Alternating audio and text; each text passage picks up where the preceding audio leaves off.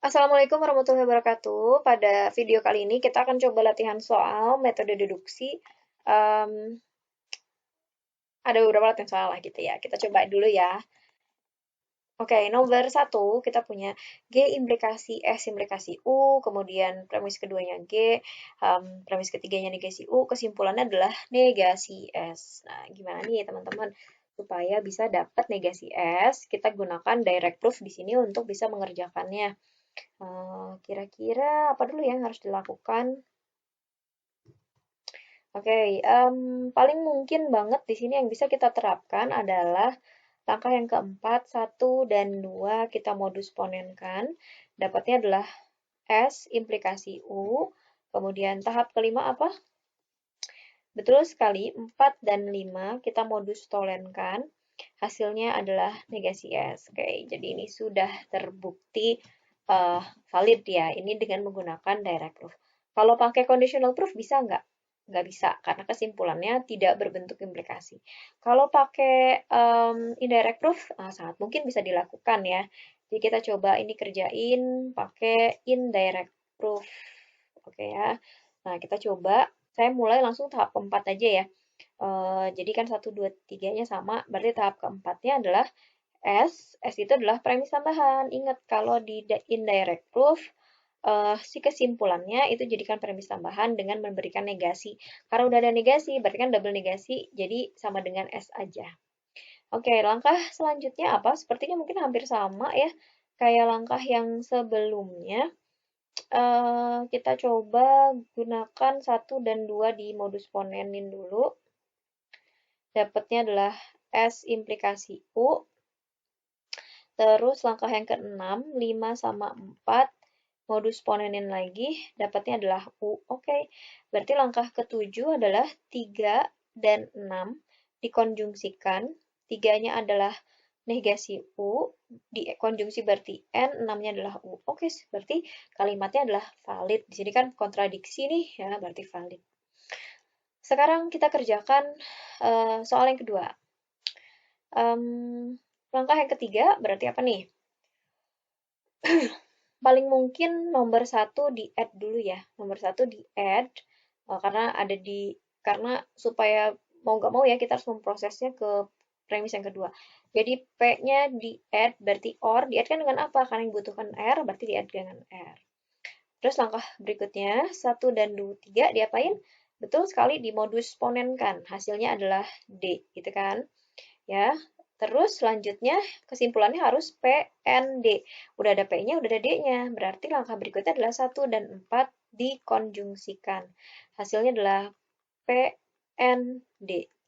Oh. Kalaupun mau kita cari indirect proof-nya, baik, untuk indirect proof-nya kita mungkin mulai dari tahap yang ketiga, di mana kita memberikan negasi P, N, D sebagai premis tambahan dari konklusinya. Berarti nomor 4, tahap yang keempat, ini diabaikan ya. Tahap 3 sampai 5 yang di atas ini diabaikan ya, karena bukan jawaban dari indirect proof ya, bukan tahap dari indirect proof. Kita tuh soalnya kan 1 sampai 2. Jadi saya lanjut di sini dari langkah 3 ya untuk indirect proof.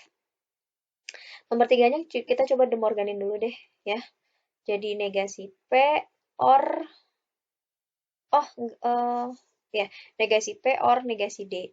Oke, setelah itu apa nih yang paling mungkin? Tahap yang kelima. Tahap yang kelima kita punya P ya.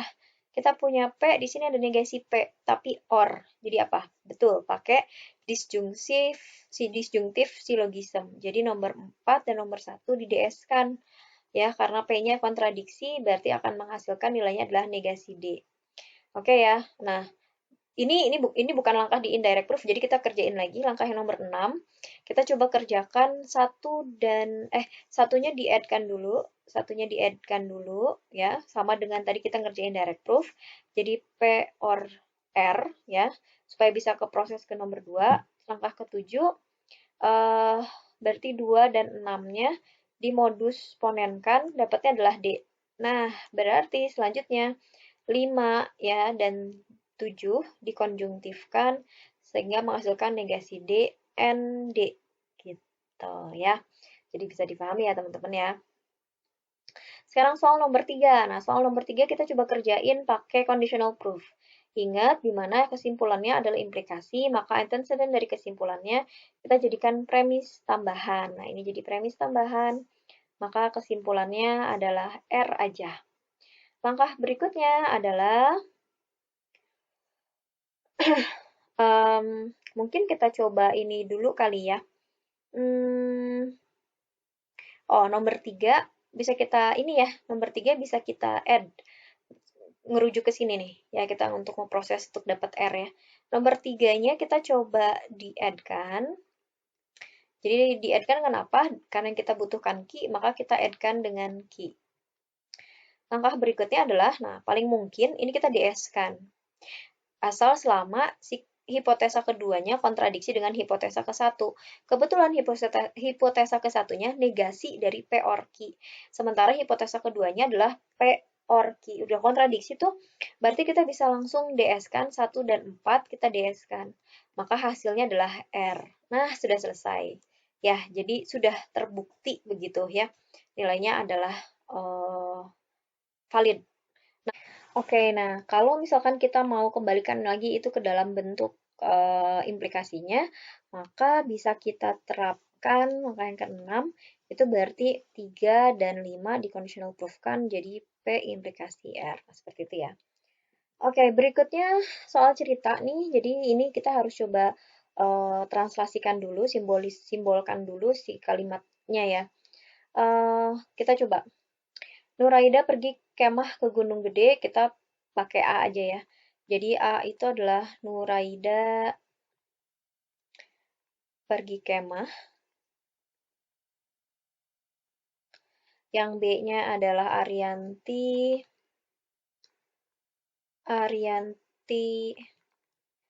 ada di rumah.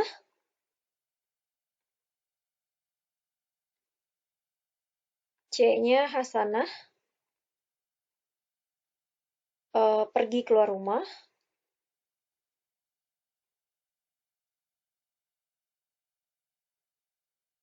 Ineke dan Setia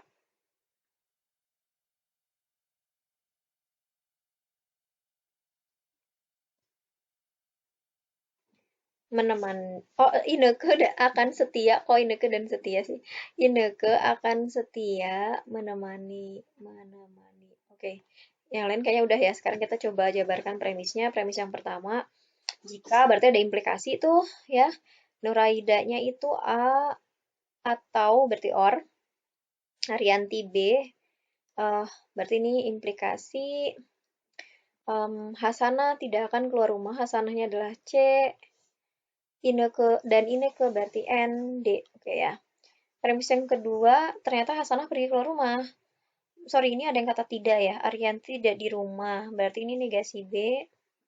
Hasanah tidak akan pergi, negasi C. Ya, negasi C. Dan Ineke akan setia menemani. Ternyata Hasanah pergi keluar rumah. Hasanah pergi keluar rumah berarti C. Kesimpulannya jadi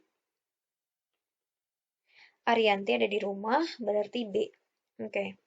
Nah, kita coba jabarkan prosesnya. Gimana nih? Kita punya premis tunggalnya adalah C ya.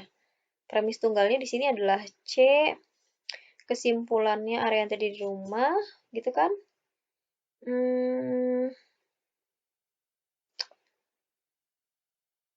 Paling mungkin kan apa dulu yang harus kita lakukan? Coba. Karena C itu ada di premis yang pertama dan dia N, maka yang paling mungkin bisa kita lakukan adalah kita ubah dulu deh si premis ke-1. Itu kita demorganin dulu, tapi khusus yang bagian negasi C itunya ya. Jadi A or negasi B, implikasi, kita negasinya keluarkan. Negasi dari, karena ini udah negasi C, berarti C aja, N-nya jadi OR, D-nya jadi negasi D. Nah, kita nomor 1 didemorgankan. Sehingga nomor 4, supaya bentuknya jadi C or negasi D, nah udah paling gampang ya. Jadi nomor 2-nya kita add-kan. Kita add-kan, berarti C di-OR-kan dengan apa butuhnya? Negasi D. Setelah itu, ini kan udah sama bentuknya, hanya kontradiktif kan berarti ya. Ya, nilainya kontradiksi dengan yang nomor 3. Jadi 3 dan 4 adalah, dan kebetulan ini implikasi di modus tolen, bukan modus ponen, karena kontradiksi hipotesisnya. Hasilnya adalah negasi dari A or negasi B. Oke. Nah, kemudian langkah yang keenam, nomor 5-nya kita demorgankan. Kita demorgankan, jadi hasilnya adalah A, N, negasi A, N, B. Yang dibutuhkannya B, berarti nomor 7, itu langkah yang keenam, itu kita simplifikasi. Kita ambil nilai B-nya aja, gitu. Nah ya, jadi ini sudah selesai dikerjakan menggunakan direct proof ya, menggunakan direct proof. Kalaupun pakai indirect proof juga sangat memungkinkan banget sih. Nah, jadi teman-teman silahkan latihan soal, dicoba lagi nih kalau yang nomor 4 ya, soal cerita ini mau dicari indirect proof-nya juga silahkan ya, untuk apa namanya, untuk memantapkan lagi lah pemahamannya. Oke, sekian latihan soal metode deduksi kali ini. Terima kasih banyak. Wassalamualaikum warahmatullahi wabarakatuh.